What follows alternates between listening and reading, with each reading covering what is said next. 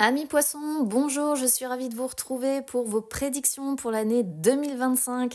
Alors, il peut s'agir ici de votre soleil, votre ascendant ou votre signe lunaire, voire même, pourquoi pas, votre dominante. Moi, je vous invite à écouter les trois, voire les quatre si ça vous intéresse, et puis à faire un petit condensé des énergies qui sont ressorties pour voir un petit peu globalement ce qui peut vous attendre sur cette année 2025. Allez, on y va déjà avec les énergies professionnelles. Alors, on a une féminine ici avec la carte de la joie. La féminine, ça peut vous représenter si vous êtes une femme poisson. Avec la carte de la joie, en tout cas, ça devrait être une belle année du côté professionnel. La joie, c'est toujours, c'est l'une des plus belles cartes en fait qu'on peut trouver de toute façon dans ce jeu. C'est vraiment le fait qu'on est bien. Alors si vous avez un travail, le fait qu'on est bien dans son travail, qu'on est assez content d'y aller, qu'on peut même avoir, il y a une certaine satisfaction, il y a un certain bonheur à y aller. C'est vraiment, il y a de l'optimisme, etc., etc. Donc, c'est vraiment annonciateur de quelque chose de positif pour vous. Après, si vous n'avez pas de travail, ça peut être l'annonce d'un événement. Donc, peut-être que dans le courant de l'année, vous allez finir par en trouver un et ça annonce des réjouissances, d'accord? C'est, on fête le fait d'avoir trouvé un travail, on fête la bonne nouvelle, en fait, j'ai envie de dire. Donc, oui, voilà, ça présage vraiment de quelque chose de positif. Et après, donc, la féminine. Alors, comme je disais, ça peut vous représenter, ça peut représenter une énergie féminine qui vous entoure dans votre travail aussi. Ça peut être une collègue, ça peut être une patronne qui va vous recruter aussi, pourquoi pas, pour ceux qui n'auraient pas d'emploi, ou qui va vous aider pour trouver un emploi, qui va vous pistonner. Enfin, vous voyez, vous adaptez évidemment à votre situation parce qu'il y a tellement de cas possibles, j'ai envie de dire que bon, voilà.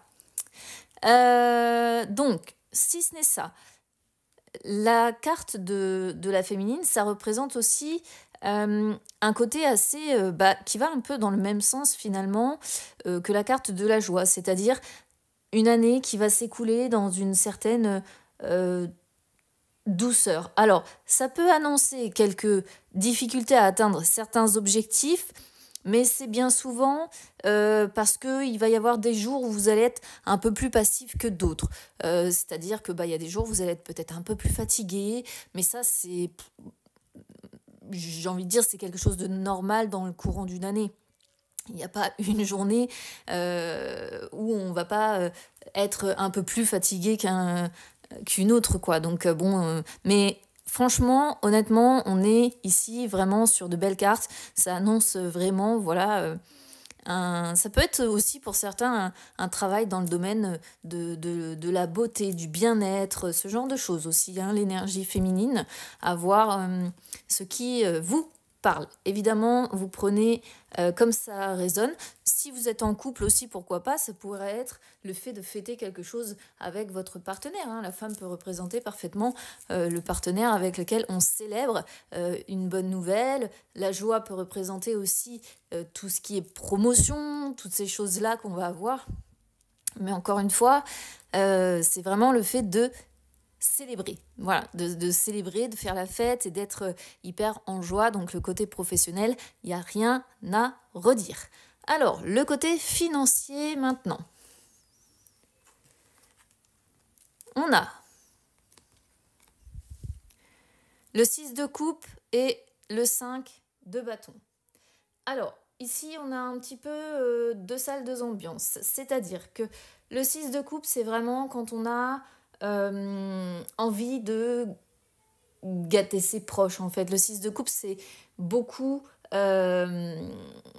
généralement, c'est les retrouvailles avec les membres de sa famille, ses enfants. Donc, peut-être qu'il va y avoir l'envie, dans le courant de l'année 2025, de gâter ses enfants, ou en tout cas de se battre financièrement pour préserver ses enfants, ou en tout cas, pour ceux qui ont des enfants, évidemment. Pour les autres, je vais expliquer après. Mais ici, ça pourrait vraiment être l'idée que peut-être que le budget aussi va principalement passer en priorité pour les enfants. D'accord ? Pour ceux qui n'ont pas d'enfants, Ça peut indiquer, surtout avec le 5 de bâton ici, qu'on vit une crise, peut-être une crise financière dans le courant de l'année. Ça veut pas dire que ça va être toute l'année, hein, d'accord, rassurez-vous. Mais ça peut indiquer oui, on va vivre une crise à un moment donné et qu'on aura besoin de retourner auprès de ces racines. Donc ça peut être un lieu, ça peut être un endroit, ça peut être des personnes, ça peut être le fait d'aller retrouver des personnes qui vont nous rassurer, qui vont nous faire retomber comme ça un petit peu dans l'insouciance plutôt qu'être constamment tracassé par le côté financier.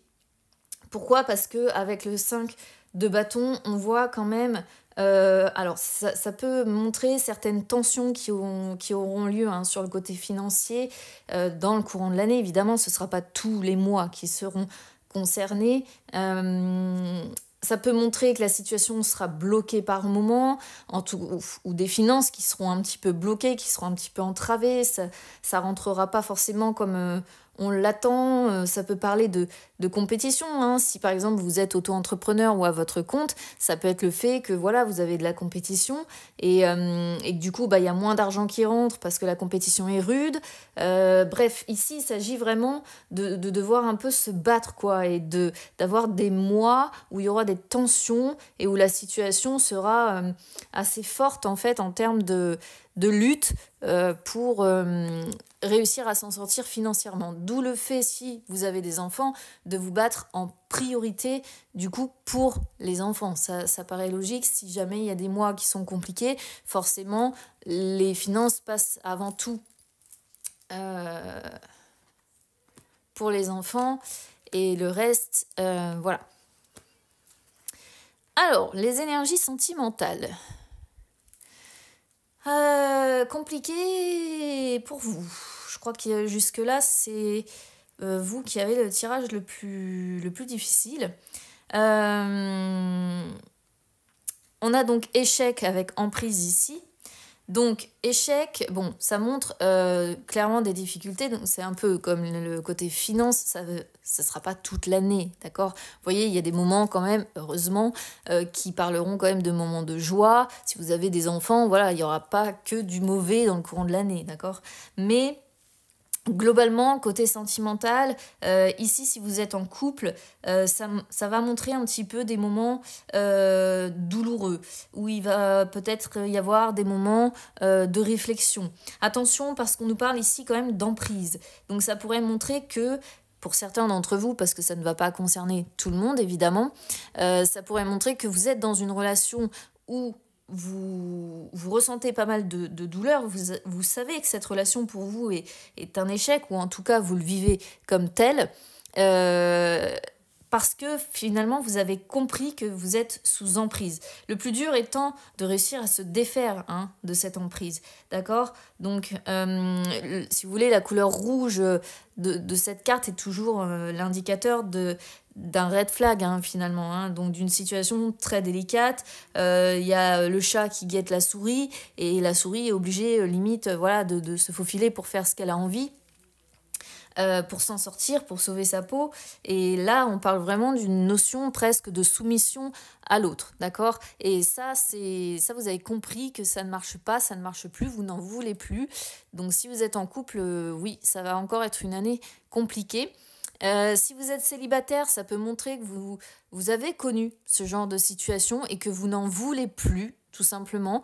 Donc que là, vous sortez peut-être d'une période très douloureuse où vous avez été dans une relation avec une atmosphère électrique, où c'était des tensions permanentes et où l'autre avait le contrôle sur vous.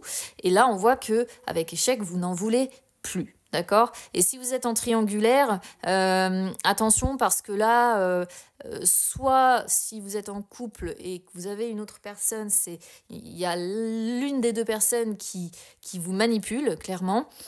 Soit si vous êtes la tierce personne, moi je pense que voilà, si vous êtes la tierce personne, c'est votre autre, en gros, la personne que vous avez dans le cœur, avec qui vous aimeriez concrétiser mais qui est prise, qui vous met en échec en fait sur cette année, qui vous dit bah non, il n'y aura pas encore de concrétisation, je peux pas quitter ma femme ou quoi que ce soit, et qui vous manipule.